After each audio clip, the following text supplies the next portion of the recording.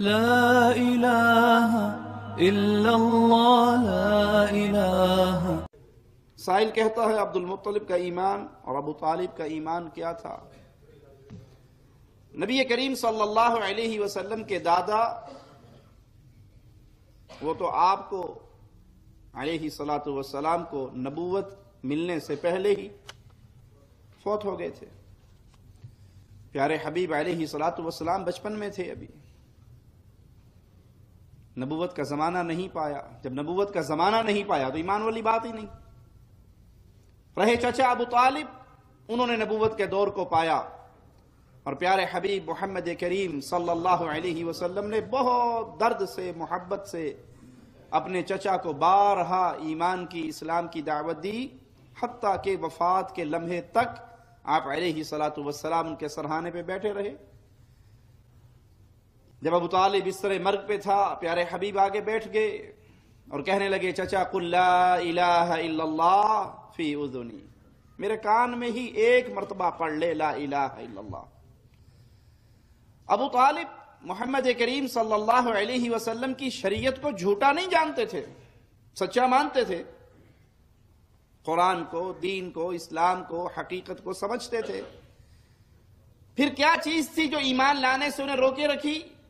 وہ کہا کرتے تھے کہ عرب کی عورتیں تانے دیں گی کہ دادا کے باپ کے دین کو چھوڑ کر بھتیجے کے دین پہ آ گیا، مجھے ان تانوں کا ڈر نہ ہوتا میں کلمہ پڑھ لیتا، لیکن اب میں اپنے باپ کے دین پر، یہ آخری الفاظ ہیں، علی دین عبد المطلب، باپ کے دین پر، اور فوت ہو گئے۔ محمد کریم صلی اللہ علیہ وسلم کو بڑا دکھ ہوا اپنے چچا کی وفات کا، تو قرآن حکیم میں مالک کا فرمان